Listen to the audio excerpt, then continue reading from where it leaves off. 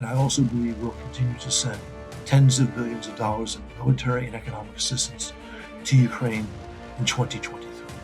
If we send us all we need now, not later, it will just make possible our victory in the next months, not years. Hello and welcome to Ukraine in Flames, a special project by Ukraine Media Center and NGO Euro-Atlantic Course, and I'm your host, Miroslava Yaremkiv. In 2022, the Biden administration directed nearly $50 billion in assistance to Ukraine, which includes humanitarian, financial, and military support. Just last week, the US approved a massive military package for almost $3 billion, with increasingly powerful weapons such as Bradley fighting vehicles, anti-tank missiles, and rounds of ammunition. It's not an exaggeration to say that the USA is our main strategic partner right now, and that there is a direct correlation between US military aid and the ability of Ukrainian armed forces to deoccupy and recapture Ukrainian cities and villages. Unfortunately, recently some Republicans have been quite skeptical about funding Ukraine's defenses and voiced their concern over sending additional money and weaponry to Ukraine. Some claim that sending more money will extend the war instead of containing it. Some Republicans are worried about accountability and lack of oversight, and some are stating that America should focus on its own problems instead of interfering with foreign conflicts. So in today's episode, we're going to talk about the future of the US support of Ukraine, how it can be influenced by other American global interests, specifically China and the prospect of an attack on Taiwan, and why supporting Ukraine is an investment in global security and democracy. If you want to learn more about this subject, please continue watching this video and subscribe to our channel so you don't miss our videos in the future. We're going to start with John Herbst, former U.S. ambassador to Ukraine, and he's going to talk about his vision of U.S. support programs to Ukraine in 2023. I believe that the Biden administration and a large majority of Republicans and Democrats in Congress understand that it is a great American interest to help Ukraine defeat Kremlin aggression. Understanding this, they provided roughly $50 billion of aid in 2022. I believe we'll see comparable aid in 2023. The assistance has included both economic and military equipment. And I think that the way we have provided military equipment thus far this year will continue next year. And that means that Ukraine is asking for some weapon systems, which I believe it makes sense for us to provide. F-16s, Abrams tanks, ATACMS, Gray Eagles, HIMARS with a range not just of 85 kilometers, but of 150 or even 300 kilometers. Right now, the Biden administration is saying no to those specific requests, just as in the past they said no to HIMARS with a range of 85 kilometers. They changed their mind. In the past, they said no to Patriot anti-air defense systems. Now we're saying yes to that. I believe the same pattern will continue. But again, I also believe we'll continue to send tens of billions of dollars of military and economic assistance to Ukraine in 2023. Another question concerns other American interests around the world and how they influence our policy towards Ukraine and our assistance towards Ukraine. My personal view is that we have a vital interest in stopping Putin's aggression in Ukraine, and that the assistance we provide Ukraine will help do that. And therefore, it's critical not just for American interests in Europe, but also everywhere, including in Asia. The Biden administration has not defined our interests as precisely as I have, but as I've already mentioned, they are sending significant assistance to Ukraine. In fact, unprecedented assistance to Ukraine. There are people who argue that the greater threat to the United States is China, not Russia. Therefore, we should not be providing much support to Ukraine. We should be focusing our resources on stopping Chinese aggression against Taiwan and the Chinese challenge to the United States in general. I believe that understanding, that argument is logically incorrect, that the best way to stop China, to deter China from attacking Taiwan is to make sure that Putin's aggression in Ukraine fails. But there are some significant actors, Senator Hawley in Congress, who believe that we should not supply much aid to Ukraine because we need to devote our resources to China.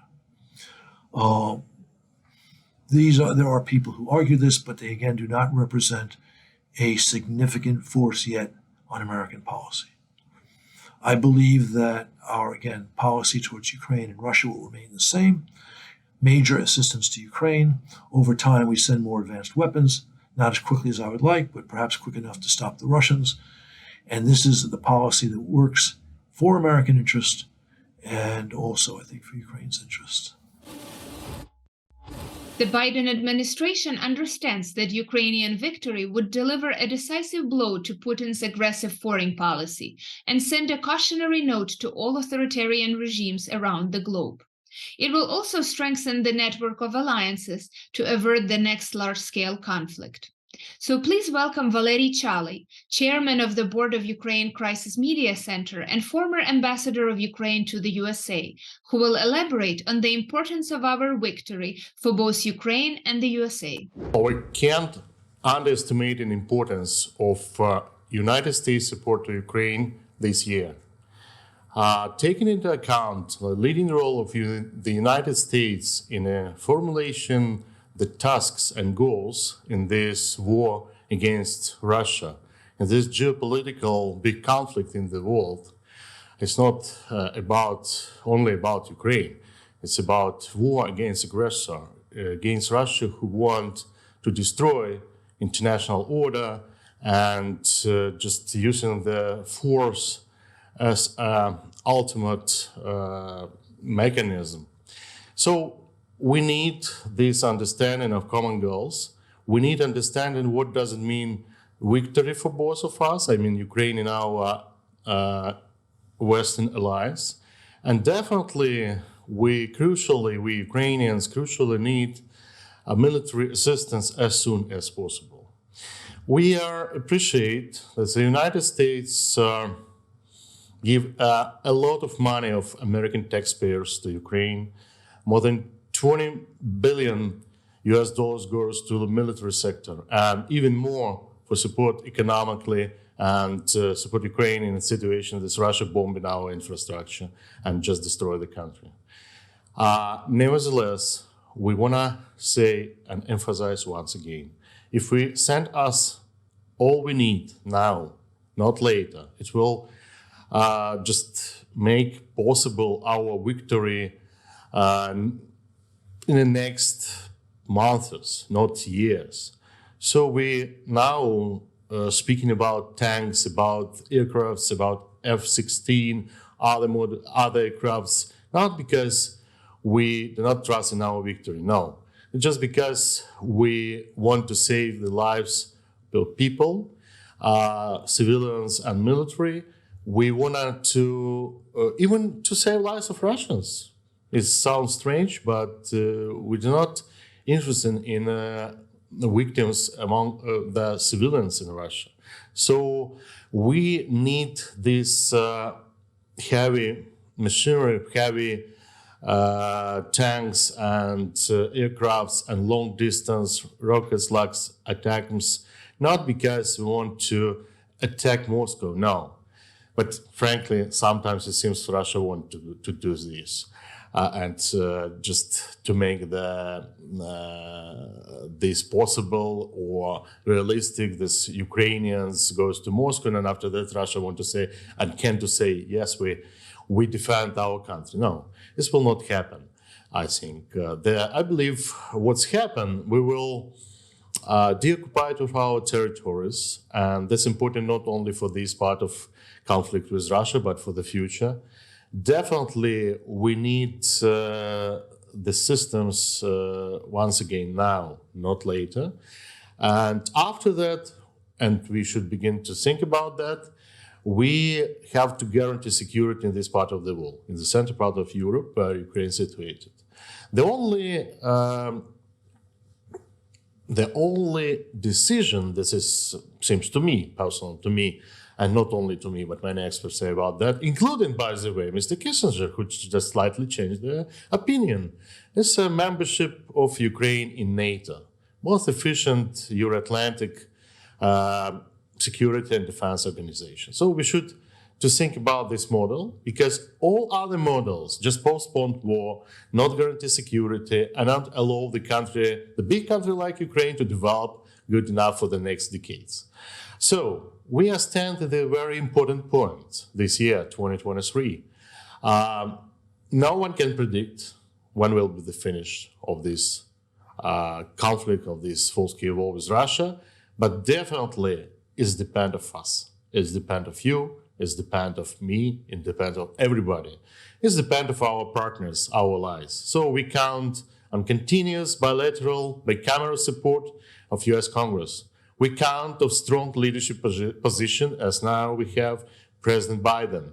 We count on our position in the United States that also support that, and we Ukrainians will not avoid any monitoring. By the way, we are who represent a government organization. We even intent on that to make a monitoring of using money by Ukrainian government. But please don't use this mechanism just to create new bureaucratic barriers for sending us new military equipment. So it should be efficient. It should be implemented properly, not allow Russian to use it like a mechanism or like a symbol. This United States not so active and not so, not to trust in our victory, I mean Ukrainian victory. And finally, I'm sure that no one can find the best scenario how to stop the war. I believe no one, no country, no leader before, after the World War II faced such a threat in the world, including nuclear weapons, blackmail, using nuclear weapons, blackmail that's used by Russians in the very first weeks and months of this war.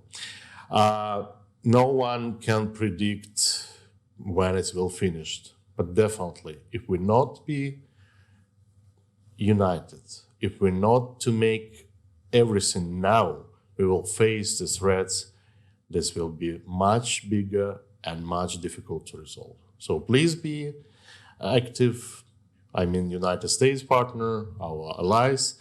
Please be sure, as Ukrainians, we will win. We will win, and we will not allow anybody to destroy the world. You've been watching the special project by Ukraine Media Center and Euro-Atlantic course dedicated to the Russian-Ukrainian war, Ukraine in Flames. In the description under this video, you can find information on how you can help Ukraine fight Russian aggression. If you find our work useful, please like and share this video. Slava Ukraini!